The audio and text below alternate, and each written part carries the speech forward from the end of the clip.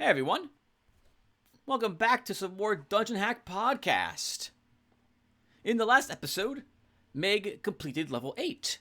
We got through some really tricky levels too, with some potential insta-death, I think, right? That there were Gorgons on this level, and not just like 2 of them, which is what you would expect to fight in like a Dungeons & Dragons campaign setting, but we killed like 80 of them. Then a few of them got attacks off on us too. Oh man, that could have been really bad for us. Because that's insta-death, and the game has a lot of that. But we survived, and now we're on level 9, the halfway point. Once we complete this, we will be halfway completed with the run.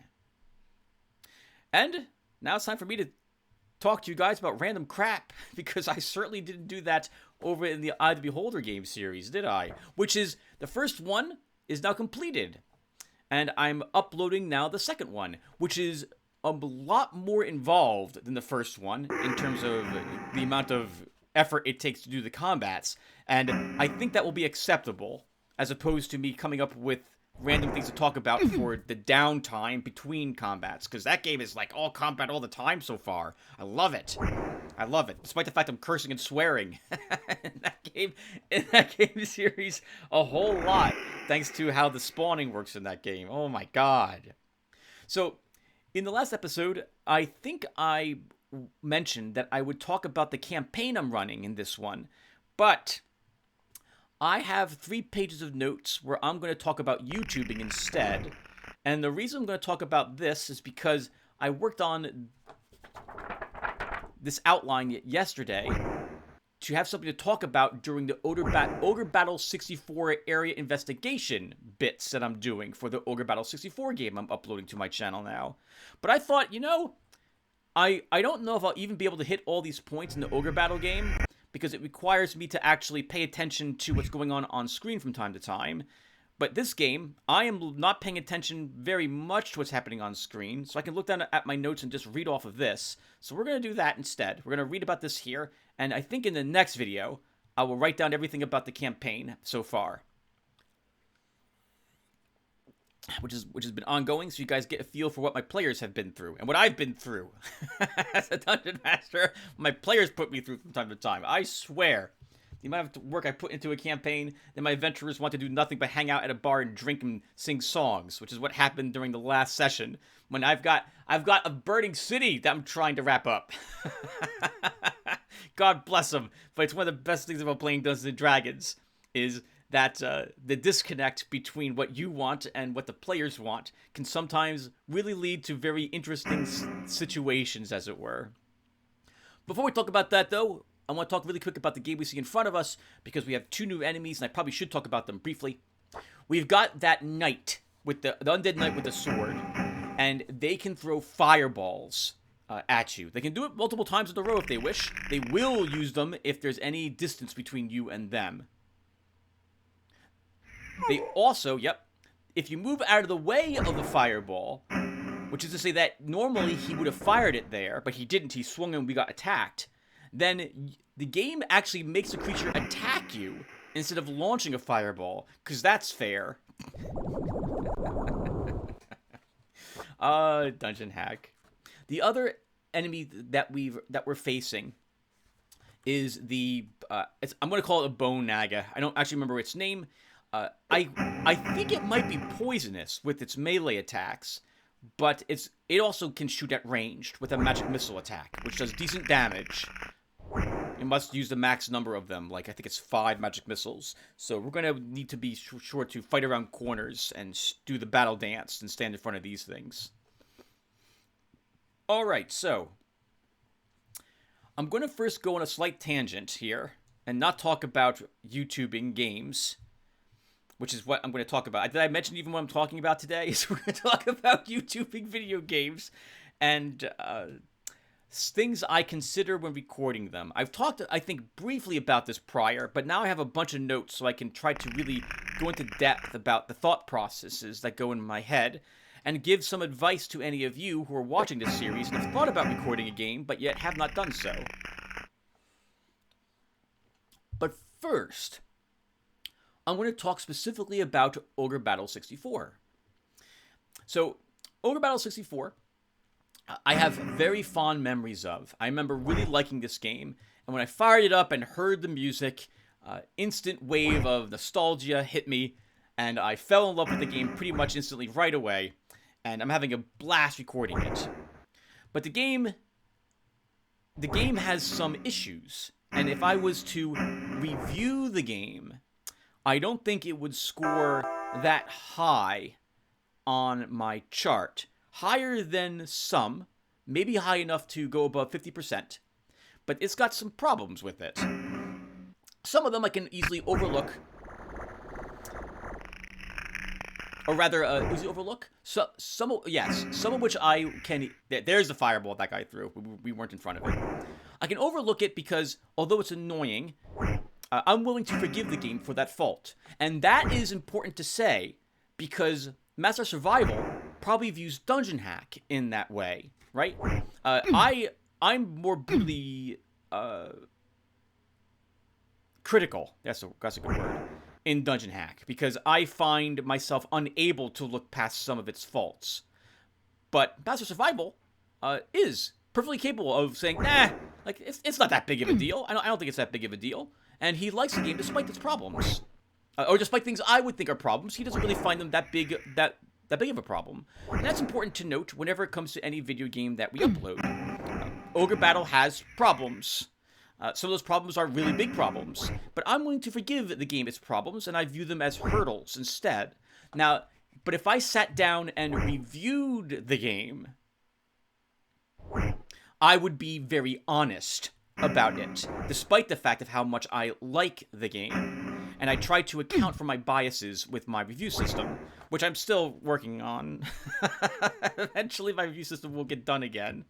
I do have, I think, a series of reviews up on my channel that last year, when I began playing through games, the last video of a game I played last year was the review of the game. And I would be quite honest about what I thought and tried to account for the biases I had as well. One of the problems with Ogre Battle, and how I'm going to start getting into YouTubing, is how easy Ogre Battle actually is. I'm doing a bunch of things in my Let's Play of it to make it harder for myself by adding a bunch of house rules. High Priest Myr's holy symbol taken. I feel a little guilty about just dropping my own holy symbol because I like to imagine that the holy symbols are for different gods, and there's no guarantee that Meg prays the same god that Myr does. But Myr's holy symbol looks pretty amazing. And in truth, it does look similar to the holy symbol we have, so we can probably get away with believing it is the same god, just a more elegant holy symbol. And Master Survival, if you are still watching this, and you know what that holy symbol does, could you let me know what it does? I don't know what that gives us. I couldn't tell if it did anything.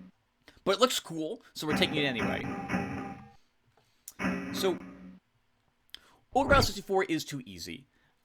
If I was to play the game with all of the mechanics that the game provides to me in terms of combat, the ability to switch battle strategies in combat, the ability to, in particular, retreat whenever I would like, we would be under no threat of losing any unit, and we could guarantee that we would neuter most of the enemy squadrons that I fight pretty much without trouble. And it would make the game, well, very boring to watch. It's far too easy. There'd be no danger aside a small handful of battles. And I would be able to beat all the encounters, win every single mission in the campaign, and it would be pretty boring to watch, I think. Attacking and killing the unit leader. So, Ogre Battle 64, in case you haven't been watching that video series, and I don't expect any of you to do so, but just, I'm assuming some people probably have who have been here, but if you don't know what the game is, it's an auto battler. You set up a squad formation, you have a 3x3 grid. That's mean game. Spawning him in the middle of the hallway. You have a 3x3 grid, and you can have up to 5 character points in a squad to place on that grid. And then, based upon what you place in there and where they are located on that grid, that will determine what actions they perform in combat. You can't directly control your unit, so you can't select a unit and then click on another and say attack this. They do it automatically based upon where they're positioned and the type of what's called a battle strategy that you give to your squadron. You can tell your squadron, hey, I want you to attack the leader of the enemy squadron, or whatever is hurt the most, attack that, for example. If you attack and kill the enemy leader in a squadron, that enemy squadron becomes leaderless. Maybe that's not obvious, but maybe it's not obvious. But if this happens to you and you lose your unit leader, aside from the main protagonist for the story, you can then assign a new unit leader to your squad to take control of it. But the AI does not get that option. As such, eliminating the unit leader neuters the enemy army. It can't fight effectively. It's got to run away. Generally, you'll attack it from the behind as you route it, and its army is out of position. Units who want to be on the front line or on the back line. Archers are on the front line and are much more easy to kill and get less attacks and damage and so on. So it tends to be rather easy if you always aim for the enemy leader. The AI also tends to camp at bad times, meaning that they're asleep by the time your army... run! Oh, we took it anyway. All right, there is no minimal distance for what magic missile will...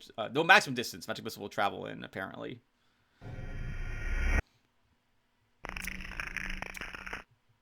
The difficulty of the game doesn't necessarily come from the enemy formations. Thematically, for Ogre Battle 64, the early game is easier than the later game, which is what you would expect for any video game that you play.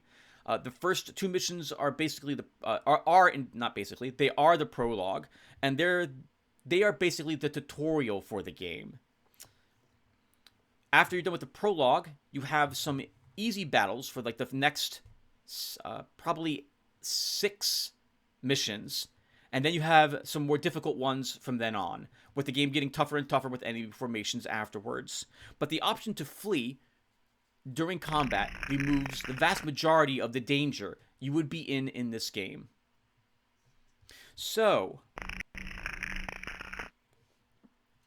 this means that when I play the game for YouTube especially, I need to add house rules, because something that I'm considering when I'm playing any of these games is how easy is the game. How... oh, hold on. I was going to say the wrong thing there. If a game is... Okay, I need to come up with house rules occasionally. Restrictions that I keep to myself in order to, I feel, make these games more entertaining to watch. For example... Thief to the Metal Age. If I ran around in the missions and knocked out as many guards as I'm allowed to, the game is rather boring to watch. The game becomes more about me. It becomes like Thug, the Blackjack Age, instead of Thief. The game suddenly becomes not about sneaking, but about, well... I guess there's still some sneaking involved in the process, but it's mostly you just getting to a shadow, knocking out the guard, and then dropping their body off on the pile of other guards you've already knocked off in the mission. When I was watching a few other people play Thief, after like the 8th knockout in a mission, I'm wondering, like, where's the suspense here? I know what's going to happen to every single guard. They're going to be knocked out, and... that removes all sense of danger from the video. And I don't want that to happen to me or the videos that I upload. I feel like you guys need to have some suspense when you watch these videos. There needs to be some aspect of danger which is present. If there isn't, if you guys know I'm going to win, well, where's the fun in that? I guess the fun then becomes listening to me chat to you guys rather than any sort of danger from the game. The video's not about the gameplay, it's more about me. And that's something that streamers can do and get away with, but I don't think that's something I Oh, that's another slug ogre. I don't think that's something that I want to get away with. I want to make my videos more about the game and the gameplay than about me. While I am the person playing the game, and you'll still find out about me as we play the game together, I still want it to focus on the game as the most important aspect of the video. We're playing a video game. I want to talk about it.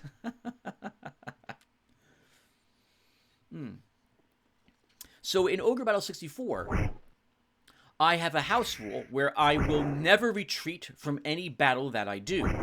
And not every one of my armies is allowed to attack the leader, either, in the enemy army.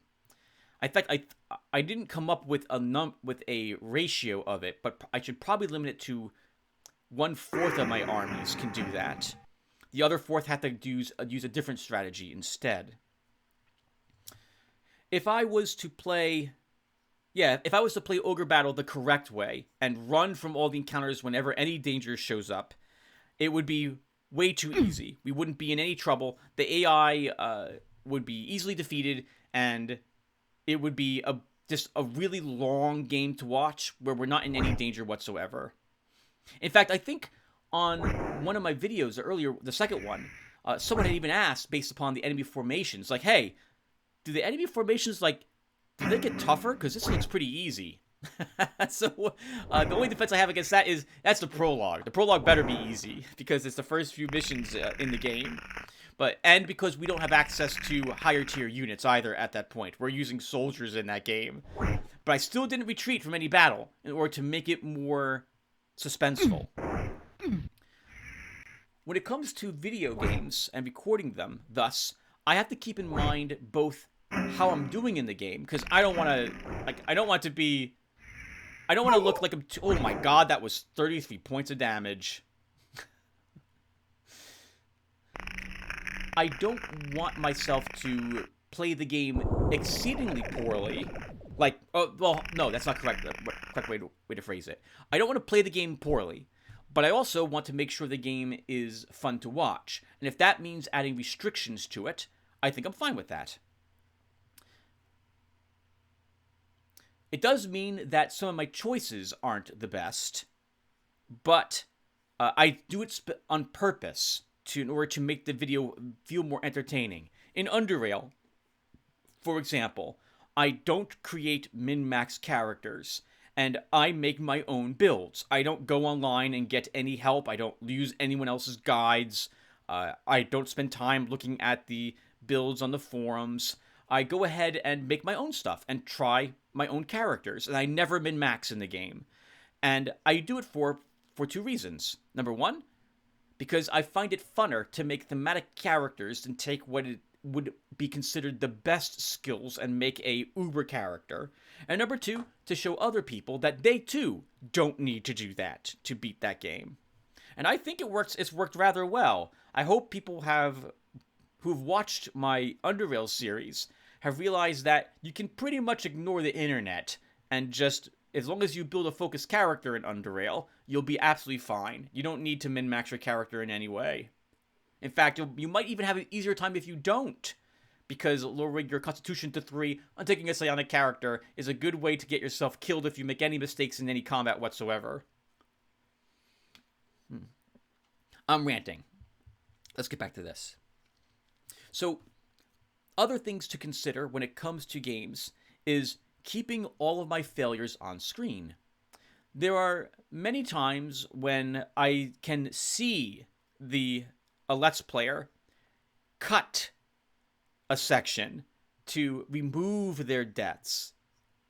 And I myself don't do this any longer.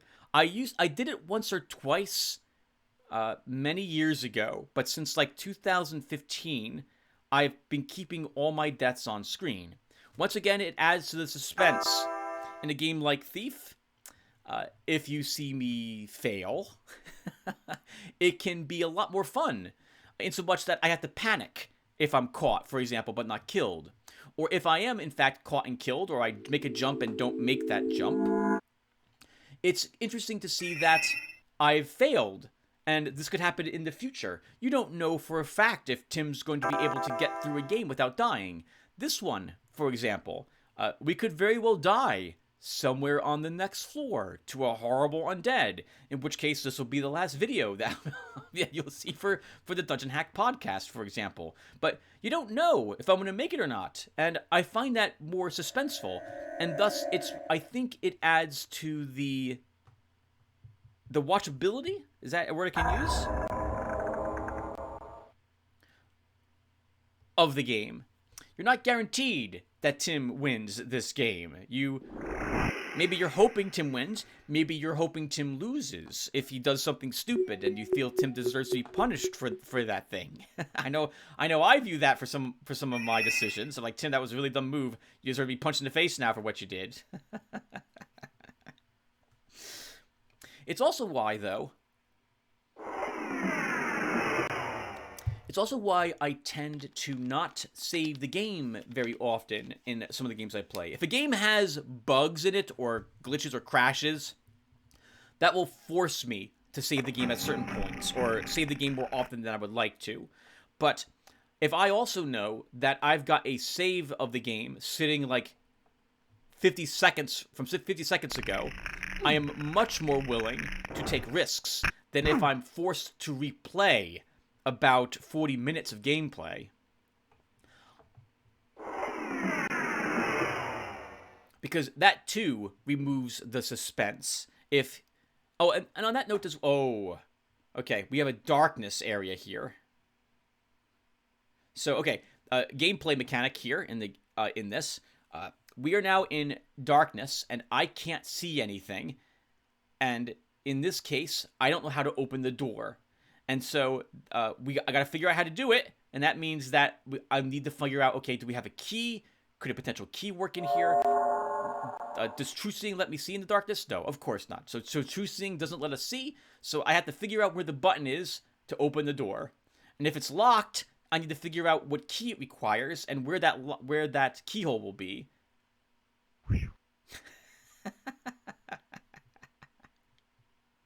Now, to be fair, in this instance, I have not correctly clicked on the door button. There is no... I remember this, because I remember being really enraged at this. There is no keyhole here.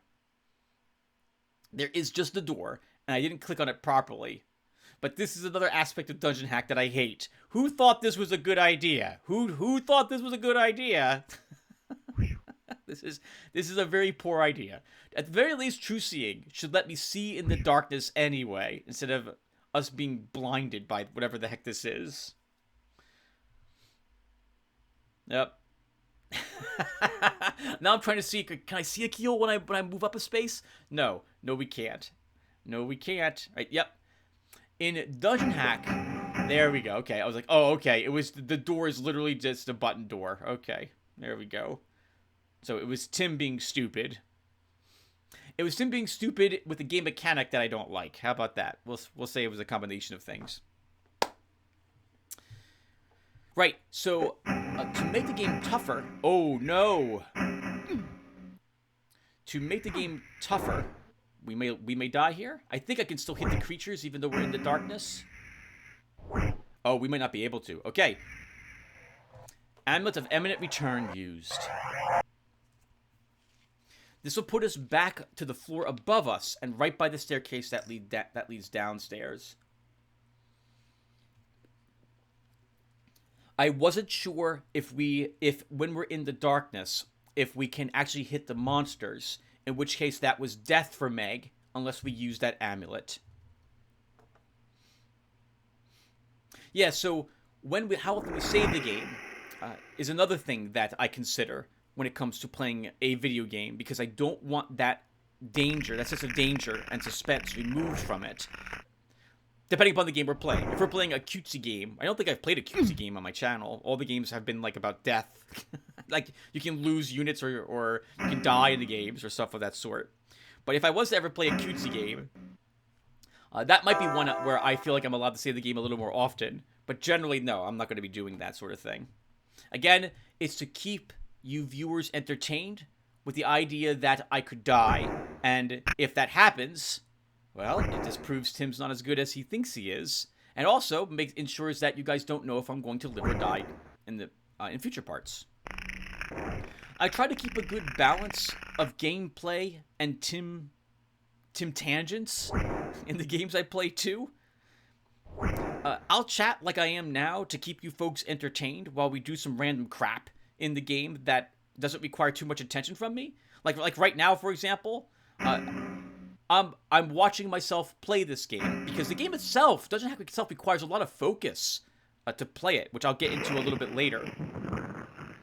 But because it requires focus, that means that I'm not going to be talking during those times, and I am hyper aware of the length of time I am not speaking in, because I want the game to be entertaining during parts that people might find boring, or I want to talk in parts where, well, I want to talk during combat so you guys can understand what's going on in my head at the time too, maybe what I'm panicking about or so on. So, crap. Was I just talking about? You were talking about talking, Tim. You were talking about talking. So, it all depends upon how much focus a game requires from me. In this instance, Dungeon Hack, even though I wanted to record just random thoughts here for this series, the game itself still requires me, in order to play it competently, I gotta focus in this game.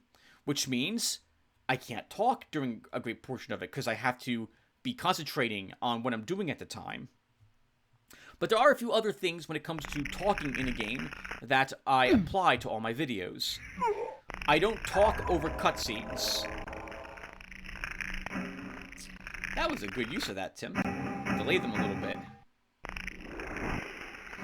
I think if we move through the wall of force, it will cancel it.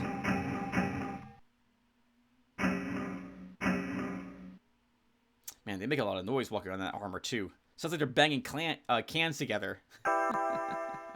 Number one, so I don't talk over cutscenes. My friend Chris has tried to do this a few times. We recorded it in the past, and I've always yelled at him afterwards.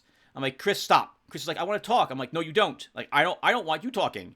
No one can hear you over the cutscene, and now no one can hear you talk, and no one can hear the cutscene. So you've just done, like, the worst thing imaginable when it comes to recording a video. No one can, all you're doing is mumbling, and now no one can enjoy the video either. Don't talk over cutscenes. Don't do it. Don't do it. Well, unless you you have the audio really low, and you're not making the video about the game. You're making it about you. And that's fine if that's what you want to do, but that's not what I try to do. I try to make these videos all about the game. With the exception of this series, in which I am showing the game so you can remember Dungeon Hack together, but I'm making it more about me and my thoughts, I suppose. I always fiddle with the volume levels to make sure that my voice isn't coming out too loud, and I'm not fighting the in-game audio. I have OBS Studio open at the moment, so I can see my voice level with the game. I can also see that it sounds like the in-game volume needs to be lowered just a tad. I want you to hear the sound effects in the games quite clearly, because they put any game that has sound, they put some work into it, even if I don't like it, and I want to have that present. This way you guys can experience what I'm hearing as well. But I also want you hearing me. When I decide to talk, I view that I'm supposed to be the most important voice that you hear. And because I also read in-game text all the time, you need to be able to hear me clearly over background music that occasionally plays during those parts for games that have a lot of talking in them. I try to explain the actions I'm doing for the games as they're happening as well, except for when it's obvious, or except in the very rare cases where I'm playing a game like this, in which case you guys understand everything about this game already, and I don't feel like I need to explain. Oh, there was a key. There was a key there. Thank you, game, and I mean this, for showing me where items are on the ground. Because if you didn't do that, I would not know that was there. There could have been a niche, by the way, in the wall there, and I never searched it. So if there is one there, and I've run out of ideas, we'll have to come back here and try searching the darkness. Nice. Protection from fire made us immune to that.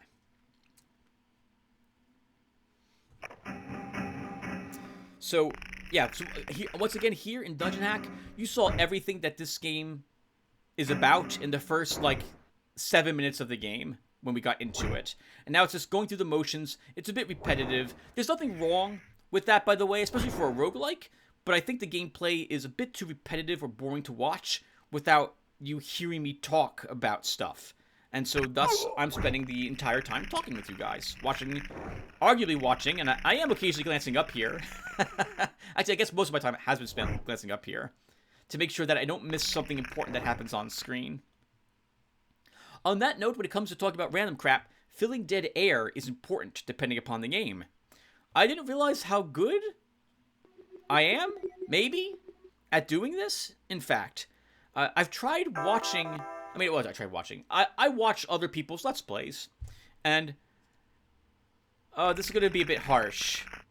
I don't mean to throw shade at any other particular person, but I do wonder if they've watched their videos, because, like, some Let's Plays are just someone, like, running around, and they got their mic on, and you hear them, like, snort into their microphone once every 5 minutes, and that's the only thing that they're doing.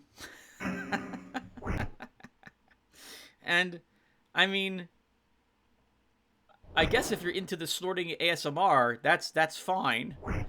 And then you have folks who have a webcam, or a cam that's on, but they're not doing anything but staring at the game and, like, breathing.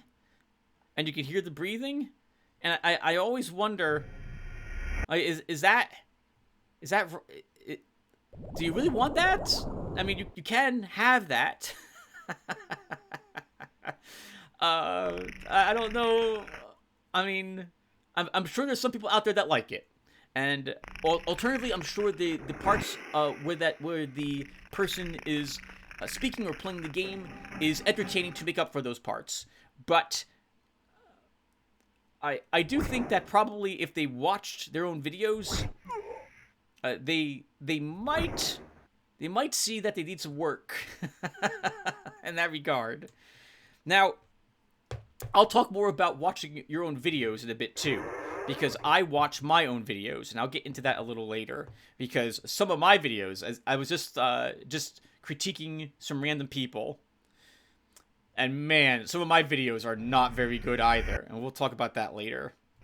So, yeah, filling dead air is important. So you gotta come up with things to talk about, which is why I print out things occasionally to keep myself focused on what I'm supposed to talk about and fill dead air with some things I can think you guys might find interesting. And not only do I have to fill the dead air, according to my notes, but I also have to find interesting things to talk about. And since I'm not a streamer, I can't rely on an active chat to help in that regard. Streamers have the bonus of having things to bounce off others in real time and can keep a conversation going with their viewers, all while playing a game, especially if that game doesn't take too much focus from them. And I guess we're going to go on a really quick tangent. Streaming a game to others, and assuming you have like an active chat of let's say at least like 30 plus people, is quite different to streaming to no one. If you're not a popular streamer, you'll have only a handful of people that unfortunately watch your stuff. That always is a bit awkward, and I feel so bad for the streamers that don't have an active audience watching them as they play. But it's then at that point you're doing a let's play effectively, like what I'm doing here. So we have to come up with interesting things to talk about when we don't have anyone in chat to talk about the game we're playing with. And in this case, it's more like a documentary. It's more work. Well, is that right? It's a different type of work to be a let's player when you don't have a chat versus a streamer. I have to come up with everything to talk about before we begin. I have to, hopefully, if I've played the game before, I hopefully remember what it is I'm about to do, and there'll be enough entertainment in what's about to happen to keep you guys glued to the screen, or at least listening in the background. Listening to me talk in the background. A streamer has other concerns, because I don't have a schedule I need to keep in order for people to realize that I'm playing the game right now at this moment, and you can tune in to watch me play it.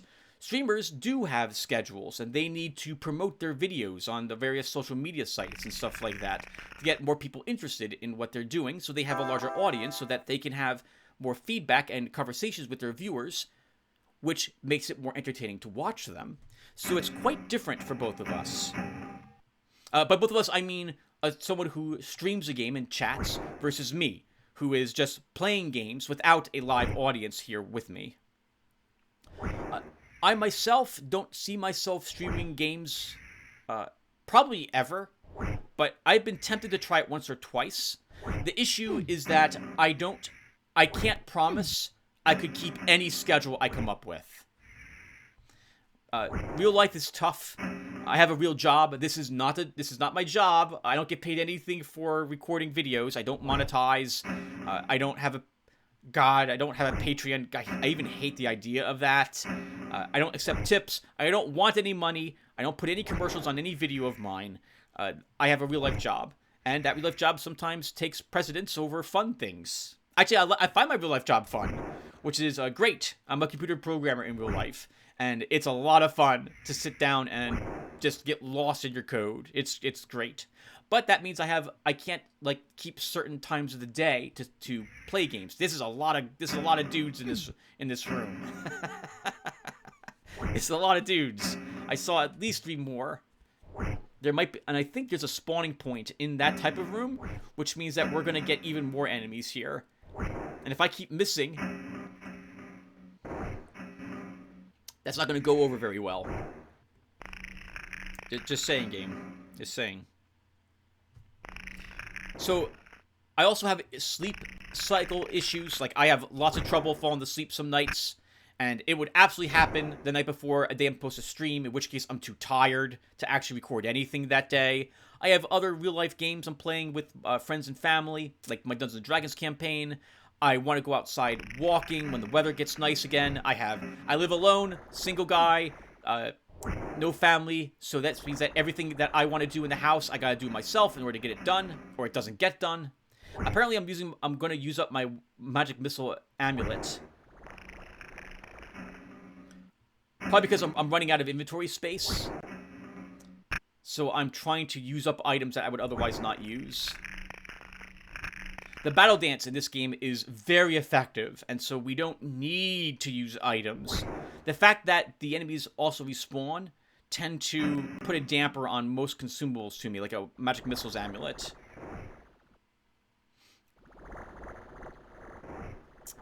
There is something very important, I think, that I wish more people would consider when it comes to what they talk about during the games and how often they talk about things. And that's no politics, no religion, no current controversies. Everyone has opinions on these things, and it's my belief that no one wants to hear anyone else's opinion on these things, or at least not in a YouTube gaming channel.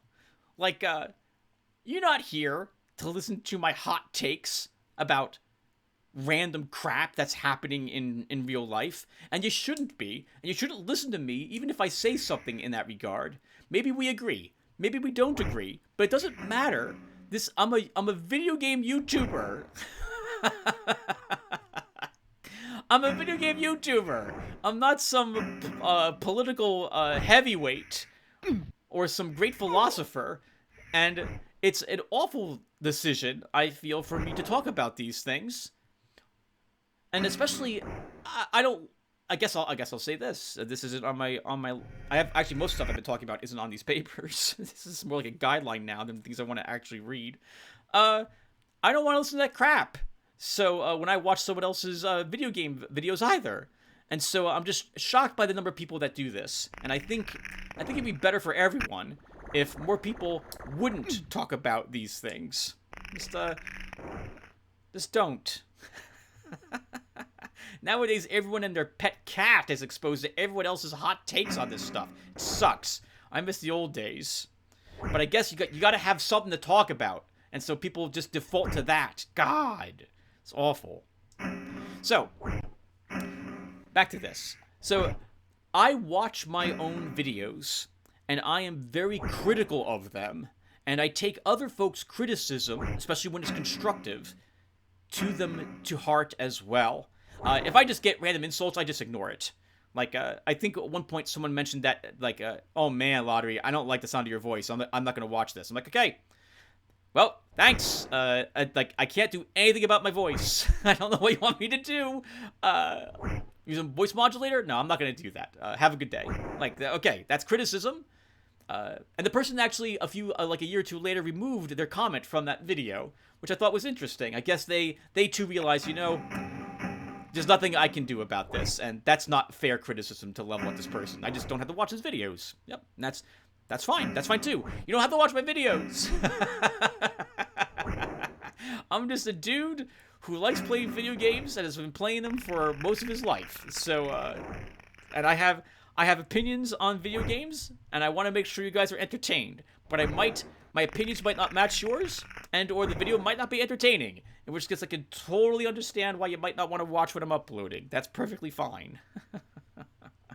In any case, when I do get criticism, especially when I agree with it, I try to change things. This video, for example, this game, we're recording it because of some of the criticism I got on Eye of the Beholder 1, which I agreed with, and I felt that was happening as I recorded the 2 videos that I had on it.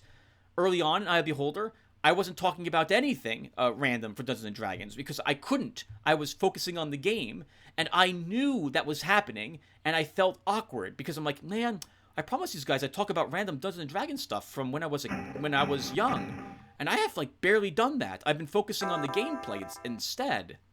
And then in a different video in that series, all I did was talk about random stuff, and I completely ignored what was happening on screen. And I knew that, too. Both instances before Crusader Cassandra had told me that I was doing these things, I knew I was doing those things as well. In fact, I re-recorded a video, the next in the series, because I knew it was more of the same, and I didn't like it very much. So, this is my attempt to address that criticism so that you guys can get some random Tim thoughts while there's something else happening in the background. And I think you guys wouldn't mind if... Oh! That's not what I thought it was. That is either a living muck or it is a slithermorph. I think it's a living muck because it's gray. Living mucks, if that's what this is, if we hit it with a... Oh, God. With a... Okay, yep, it's a living muck. Living mucks devour your items, your weapons. You hit it with a weapon, that weapon is devoured. We just lost our mace +2. It is gone forever. Living mucks, though, cannot devour a flame blade, because that is just a stream of flame being held aloft in Meg's hands. So it shouldn't be able to eat it, but it's going to be hard to hit this with this weapon. Living mucks are some of the worst monsters in this game. Reminds me of some of the enemies I would fight in Sword of Stars to Pit at this point, or maybe the opposite is true. They're fast, they do fantastic damage, they devour your weapons. And if we were playing a pure fighter, this would probably be where we fail. Because a pure fighter doesn't really have a way of dealing with this. There is a weapon in this game, if I recall correctly, which cannot be devoured, and that's a Staff of Striking. It's made of wood, and I guess living mucks don't eat wood, and so you can use that to defeat the living mucks. And we're kind of lucky because this is the boss of this floor, but you could have an entire floor filled with these things. The worst is when you get a floor filled with these things and they're invisible. You can sometimes have, I think, in floors that have invisible creatures in them, and man, I remember fighting invisible living mucks, and God, that's just awful. Why would you do that? Alright, living muck destroyed. Protection from magic isn't a bad scroll. We'll be glad to have it. Right, so when it comes to video games and talking in them for the iBeholder series, I don't think it was a bad idea that iBeholder was a really engaging game. It just meant that I wasn't able to do what I wanted to do in it and take breaks and talk to you guys about random stuff. Ogre Battle 64 lends itself to allowing that, because there are periods where I have to concentrate, and then there are periods where I don't.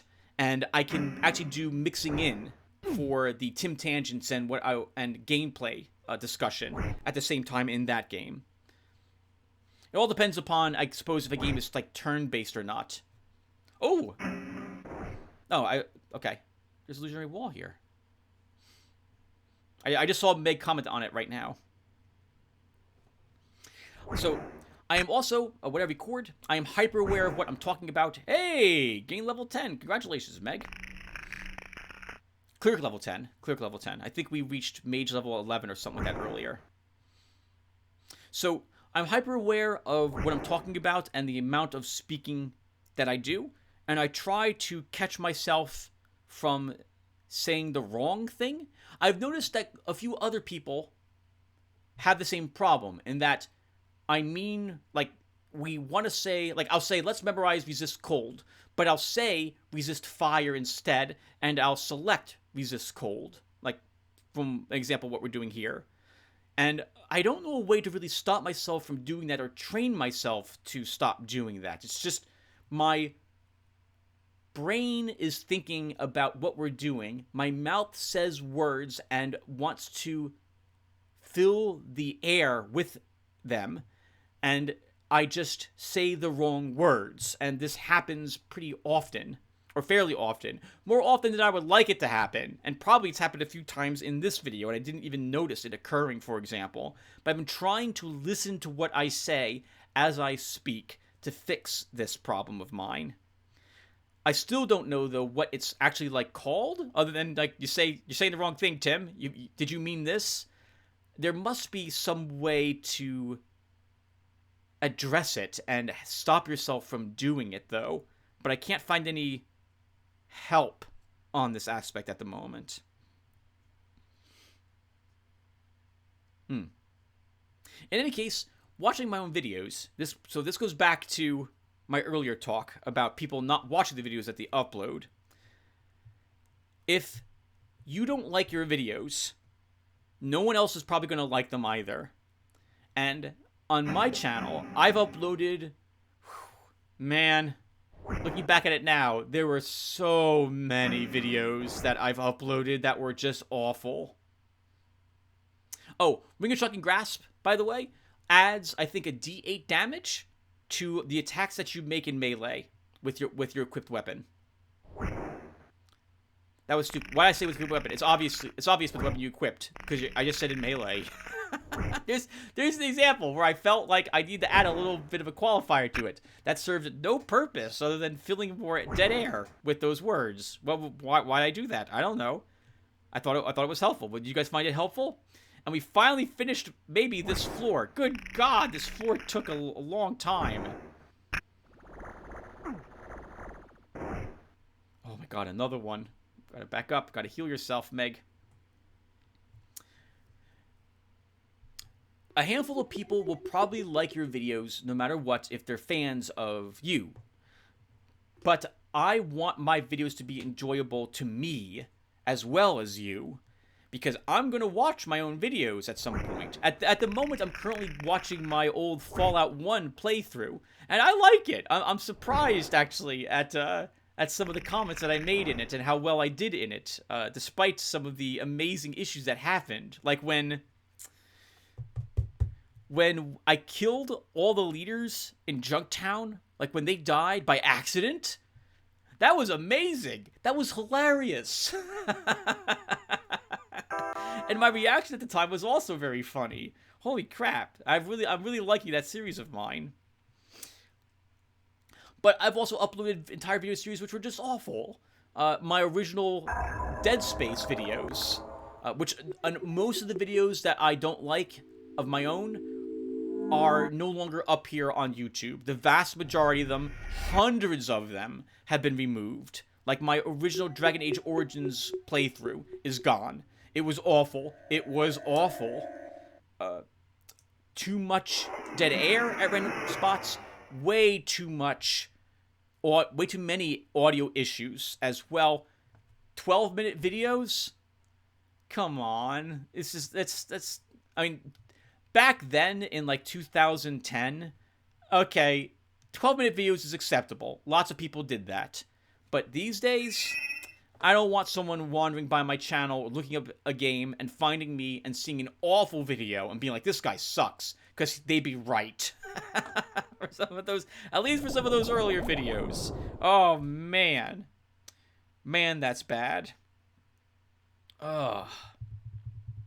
Something else that I am aware of, by the way, when it comes to chatting with you guys in videos is, well, oh, wait.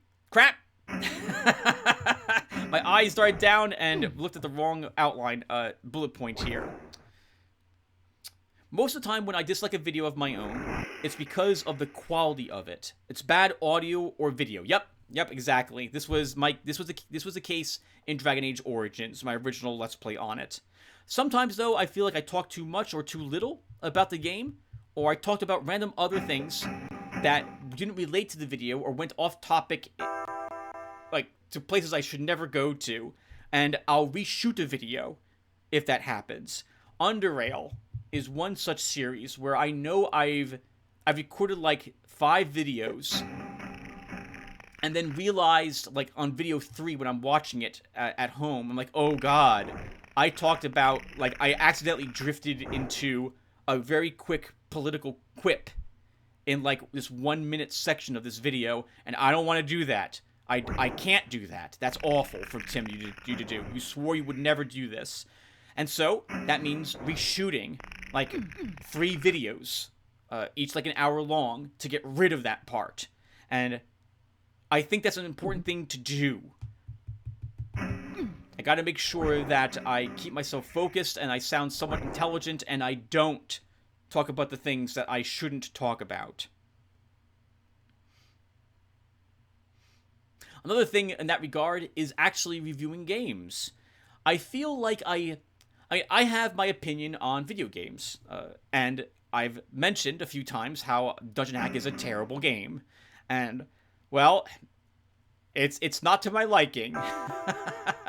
We'll say, where's the way down? Alright, we're close to it. Where's the way down?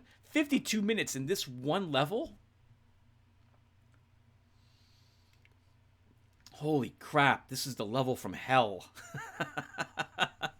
Hey! Level down! Holy crap! Good God, that took forever. An hour. But if you like Dungeon Hack, you would love that this took an hour, because you got a really good test of your character here. Oh! I recognize that sound. Hope you guys like the sound of someone throwing up. We're fighting Minotaurs. This also means that this is likely to be a labyrinth level. Doesn't have to be, but I suspect it is. A labyrinth level is a level where there are no rooms. All this is going to be is just a series of passages. Video length and video frequency. Oh, this is kind of plays into what just happened, because that last level was of abnormally long length. I try to make my vids an hour long, as I think that's a good length for the audience these days. Shorter than that, and nothing tends to get accomplished. Like, if I was recording a 30-minute video, we'd have a second video for that one floor we were just at for Dungeon Hack. And I feel like that's not acceptable. We should have goal-oriented videos, not length-oriented videos for the most part. But I do also know that there's a minimum and a maximum length of time that I think is acceptable these days, or what people tend to find acceptable for Let's Play videos. Assuming people are even still uploading these. Most people who are uploading videos these days are streamers, not I'm a Dying Breed. Probably one of the few Let's Play channels still left, actually. I say few, but there's hundreds of thousands of us still out there. Less of us now than there used to be, though. In any case, if it's a if it's a long video, YouTube now supports, and it has, I think, for like a year, supports segmenting videos. And so that's something that I do now. In Ogre Battle 64, those videos are going to be about 2.5 hours, probably at the like an hour and a half at the very least for one of those videos. Probably at least though, like we're looking at 2.5 hours for most of them, and that's a long video for someone to sit down and watch from beginning to end. And I know some people also won't want to watch every aspect of it. Like some people don't mind watching and want to watch me do the inventory management, equipment, and army organization aspects of the game. They want to see what choices I make and hear me talk about why I'm making them. On that same note, other people, they don't want to watch that crap. They want to watch the game, and they don't care about all the... What's the word I'm looking for? I can't pronounce it. I'll call it upkeep. I can't pronounce it. They don't want us to be manage all these things. They want to just get to the actual gameplay and not deal with me doing a little bit of farming in the area of investigation. They don't care about the training. They want the story, and they want to see my army clash with another army instead. And so by segmenting the videos, that allows you viewers to go to the parts that you guys want to watch. And I do think it falls on myself to do that. I've seen some people who rely on their chat or viewers to do this by pasting like times in the video itself. And man, that's my job. I'm the one putting the video together, and I'm the one who wants you guys to be entertained if you stop by here. I want to be a good host to you guys. So I segment my videos now when they're exceedingly long, and when I think that there's parts that I know viewers won't want to watch, but I know some other people will want to watch them. Another thing to think about, in addition to the length of the video, is how frequently I upload videos. So, if I upload too frequently, people will feel overwhelmed with the amount of videos they feel required to watch. I don't think anyone should feel compelled or required to watch anything that I upload, but some folks feel like they do. That's so weird. I mean, on one hand, I'm really appreciative of that. Thank you. And it's I feel honored to know that I have fans who like watching me talk in any of the games I play. But please don't feel obligated to watch anything. Stepped on some spikes. Thankfully, it's just a little bit of damage. I don't want people to feel obligated to watch something. So when it comes to uploading videos, though, I know some people will feel that way, even though I don't want them to feel that way. And so I try to, at most, upload 2 one-hour videos a day. Now, I haven't done that in a while, but I think for most of 2020 and or 2021... I was still doing 2 one-hour videos a day. If I'm uploading 1 video a day, I try to keep it under 2.5 hours. So basically, no more than 2 hours worth of video, and no more than 2 videos a day. For single long videos like Eodor or Ogre Battle 64, I don't think the viewers have minded them being of an incredible length of time. In fact, my Eodor Genesis videos, the ones that were about like 3.5 or even 4 hours, got the same number of views and the same amount of interaction with you viewers as my shorter ones did. And so that tells me that you guys don't mind watching them. Or at least I don't think you guys do. And also, for some of these games, I really, so once again, I like goal-oriented videos rather than time-oriented. So in Eodor Genesis, that's like, I want to take at least 20 turns. And sometimes, especially as the shard continues, that's a long time. Here in Dungeon Hack, this is 2 levels worth of gameplay per video. However long that takes is what I want to do here. For Ogre Battle 64, it's a mission per video. In Thief 2, that one is turning into a time-oriented one. Something else I have to consider is the quality of the video, like the resolution, because some games, like Thief 2, I'm playing it on a bigger resolution, and the graphics for the game are also set significantly higher than a game like Dungeon Hack. The resolution is both higher, and the video like textures, what's present in the game is also of higher quality, and this translates into much larger videos when I'm done recording them. And in Thief, I couldn't do mission goal-oriented videos. It would just take too long, and I might actually fill up all the space on my 2 terabyte hard drive. I've mentioned it before, but some of these videos when I'm done recording it, like a Thief, an hour of Thief can take about 300 gigabytes of space. And so if I'm playing it for 4 hours, I could conceivably run out of room. The longer the video is, the more likely I am going to run into video and audio tearing that occurs as well. So when it comes to, I was just talking about like the interaction with you guys on the videos I've got, and something about you viewers which I find always fascinating is that over the years I've realized that everyone has very different opinions on what they want to watch me play and how I should play these games sometimes. I get a few game suggestions each month, which I love seeing, by the way, because it tells me that people like what I do and they want to see me play a game that they like. But I have so many games in the backlog to still get through, and I'm also nervous that I won't like the games being suggested. So I always feel that the best thing to do is, even if I would like the game, even if I have played and liked the game and wanted to record it, if it wasn't something I was planning on recording, I will have to always say no to the request or suggestion, just because I want to be impartial when it comes to viewer suggestions. A few times I might make a poll to ask you guys, hey, I want to play one of these things. Which of these things do you want me to play?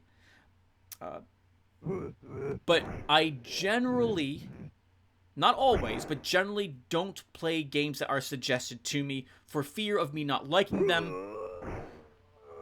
for the most part. I can give, once again, 2 examples of this. What was it called? Hand of Fate is a game which I loved the writing and the initial parts of the game, but by the later parts of the game, I found it too grindy, and I didn't like it, and I dropped it. It's one of the few Let's Play series I didn't finish up on my channel. And there's been a few other games of that sort, not of that sort, but a few other games that also this happened with. And I think most of those have ended up being viewer-suggested games. And so now I just don't play viewer-suggested game. I have nothing against the games they suggest. I'm glad to give them a try sometimes. I like looking at those games to see if it's something I might like, but I won't say I'm going to record them. Hey! Look on screen. Our very first cursed item. Yep. It's a red dart that tells me that dart is cursed. So it's got like a negative stat line associated with it. So that just stays right there on the ground. True Seeing is the only effect I'm aware of that does this. If we were a fighter and that was like a cursed sword and we equipped it, guess what? It's permanently on our character now, and we'll have to have hope we had some remove cursed dust on hand to get rid of it. Oh my god, that's awful. Back to the games, and what I think about when recording a game is how grindy a game is. So I've talked about this before, but I hate grindy games that feel grindy. It's subjective, because not every grindy game is a game I mind recording.